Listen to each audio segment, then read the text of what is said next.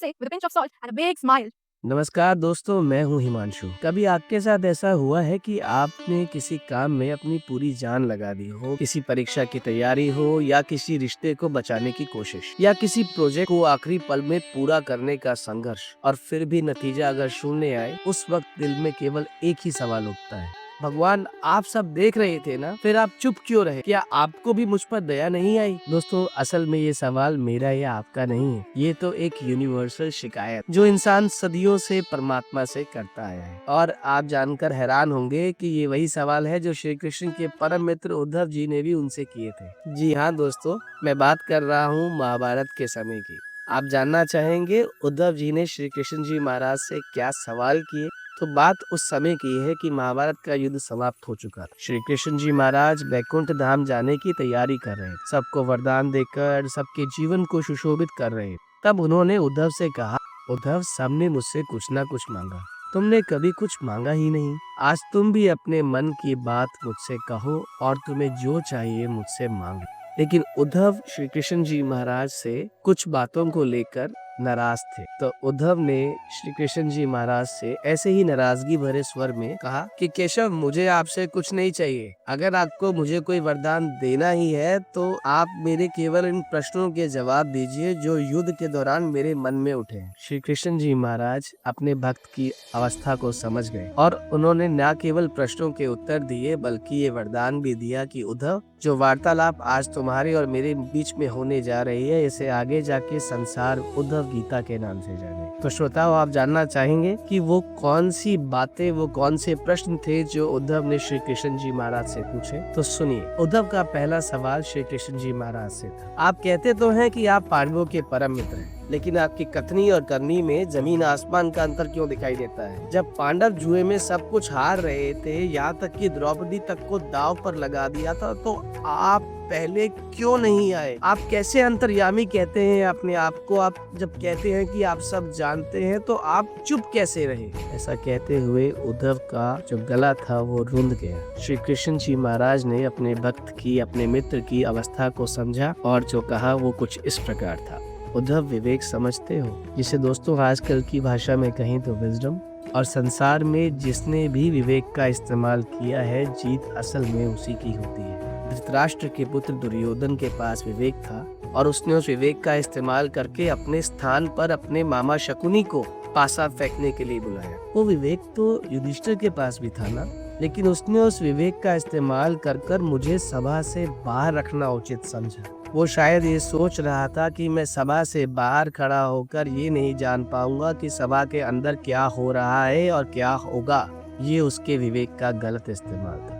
अगर वो उसी विवेक का इस्तेमाल करते हुए मुझे आग्रह करता उसके स्थान पर पासा फेंकने के लिए, तो तुम ही बताओ उद्धव, परिणाम किसके पक्ष में आता? वो पासे किसके पक्ष में आता? दोस्तों, यही तो हम भी करते हैं ना।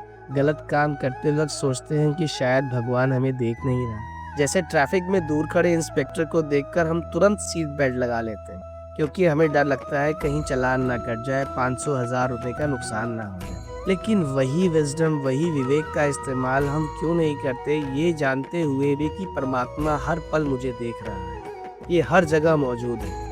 जिसे कह तो मैं सर्वशक्तिमान, सर्वव्यापक रहा हूँ, ओमनिशेंट, ओमनीपोटेंट गॉड कह रहा हूँ, लेकिन इसे सीमित कर देता हूँ मंदिर, मस्जिद या केवल तीर्थ स्थान। असल में ये विवेक नहीं है। विवेक है कि परमात्मा हर कण में मौजूद है और ये मुझे हर समय देख रहा है, तो मेरा हर एक कर्म इनको देखते हुए, इनको निमित्त होते हुए होता जाएगा, तो विवेक का सही इस्तेमाल होगा और ऐसे किए हुए कर्मों से मेरे जीवन में सदैव विजय ही विजय होगी। दोस्तों, उद्धव उस सवाल के बाद रुके नहीं। उनके मन में जो अभी भी नाराजगी थी, उन्होंने श्री कृष्ण जी के सामने अपने प्रश्नों के द्वारा जारी रखी। आपको पता है उन्होंने अगला सवाल क्या किया? उन्होंने कहा, तो आप क्या से तभी आते हैं जब कोई आपको बुलाता है? ये कैसी दोस्ती है? क्योंकि हमने यही तो पढ़ा है, friend in need is a friend Indeed. तो श्री कृष्ण जी महाराज को आना तो चाहिए था, लेकिन आपको पता श्री कृष्ण जी महाराज ने उस समय उद्धव को क्या जवाब दिया? उन्होंने कहा, उद्धव, मैं केवल और केवल साक्षी मात्र हूँ। मैं किसी के कर्म में दखल नहीं देता। कर्म करने की स्वतंत्रता हर मनुष्य के पास समान है। मैं केवल और केवल एक विटनेस, एक दर्शक, एक स्पेक्टेटर। जैसे कार चलाते वक्त बगल में बैठा व्यक्ति स्टीयरिंग नहीं पकड़ता, लेकिन उसकी मौजूदगी हमें सावधान कर देती है। ऐसे ही अगर परमात्मा की मौजूदगी मेरे हर कर्म में होगी, मेरे हर श्वास में होगी, तो ऐसा कभी हो ही नहीं सकता कि मैं कोई गलत कर्म कर लूं, मैं कोई गलत काम कर लूं। जब मैं परमात्मा को सीमित समझता हूँ, परमात्मा को सीमित स्थान तक समझता हूँ, उस समय ही मुझसे असल गलती होती है। तो उद्धव को अपनी गलती की रियलाइजेशन हुई और उन्होंने श्री कृष्ण जी महाराज से क्षमा भी मांगी। दोस्तों, क्या हमने कभी परमात्मा से अपने कर्मों के लिए माफी मांगी? असल बात तो एहसास की है। अगर हम हर जगह परमात्मा की मौजूदगी को महसूस करें तो गलत काम करने का सवाल ही नहीं हो, क्योंकि भगवान सिर्फ पार्ट ऑफ लिविंग थोड़ी है, भगवान ही आर्ट ऑफ लिविंग। तो जाते जाते बस यही इल्तिजा है कि परमात्मा हमारे अंदर भी है, बाहर भी। हम चलते हैं परमात्मा में, हम खाते हैं परमात्मा में, हम उठते बैठते हैं परमात्मा में।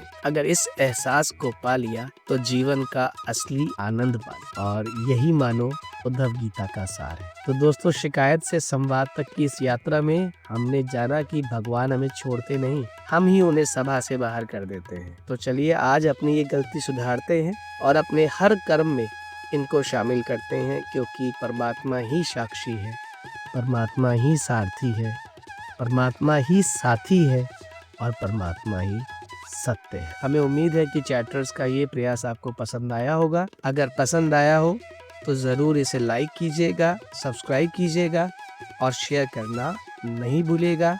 तब तक के लिए keep chattering and keep loving.